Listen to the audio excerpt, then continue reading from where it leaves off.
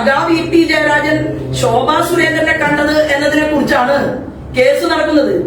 അത് കേസുമായിട്ട് ബന്ധപ്പെട്ട് ഞാൻ മറുപടി പറയും. എനിക്ക് ഞാൻ ആഗ്രഹിക്കുന്നത്, അല്ലെങ്കിൽ ഞാൻ മനസ്സിൽ ചിന്തിച്ചത്, ഇതൊക്കെ വായിച്ചപ്പോൾ ഞാൻ ഉള്ളിന്റെ ഉള്ളിൽ ചിരിക്കുകയായിരുന്നു. കാരണം ഓരോ സമയത്തും കേരളത്തിലെ മാധ്യമ പ്രവർത്തകരുടെ മുൻപിൽ ഞാൻ പറഞ്ഞ ഓരോ വസ്തുതകളും മറനീക്കി പുറത്തു വന്നിട്ടുണ്ട്.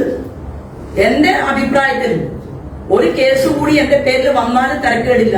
ആ പുസ്തകത്തിന് യഥാർത്ഥത്തിൽ ഇടേണ്ട പേര് കള്ളന്റെ ആത്മകഥ എന്നായിരുന്നു. ഇതാണ് എന്റെ അഭിപ്രായം.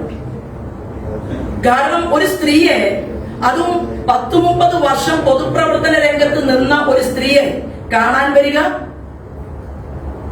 അതുപോലെ തന്നെ യാത്ര ചെയ്യുക, ദൂര സ്ഥലത്തേക്ക് യാത്ര ചെയ്യുക.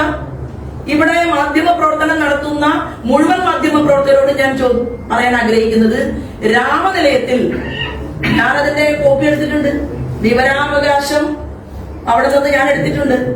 ആലപ്പുഴയിൽ ഞാൻ തെരഞ്ഞെടുപ്പിന് നിൽക്കുന്ന സമയത്ത് ഞാനൊരു പത്രസമ്മേളനം നടത്തി. ആ പത്രസമ്മേളനത്തിൽ ഞാൻ പറഞ്ഞു, ഞാൻ രാമനിലയത്തിൽ വരുന്നു, മുന്നോട്ട് നടക്കുന്നു. എന്റെ റൂമിൽ നിന്ന് ഞാൻ പുറത്തിറങ്ങി നോക്കി, ഇടത്തോട്ട് നടന്നു, അവിടെ റിസപ്ഷൻ ഉണ്ട്.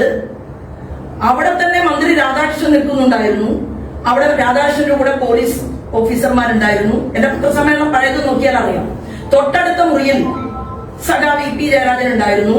രാധാകൃഷ്ണൻ മന്ത്രിയെ കവർ ചെയ്ത് ഇങ്ങോട്ടേക്ക് നടന്നു വരാൻ പറ്റില്ല എന്ന് ഇ പി ജയരാജൻ പറഞ്ഞതുകൊണ്ടാണ് ഞാൻ പുറത്തിറങ്ങി നോക്കിയത് എന്നാണ് ആലപ്പുഴയിലെ പത്രസമ്മേളനത്തിൽ ഞാൻ പറഞ്ഞത്. അത് ഓർമ്മയുള്ളവര് അല്ലെങ്കിൽ ഒന്ന് റീവൈൻഡ് ചെയ്ത് നോക്കിയാൽ എന്റെ പത്രസമ്മേളനം, പഴയ പത്രസമ്മേളനം കിട്ടും.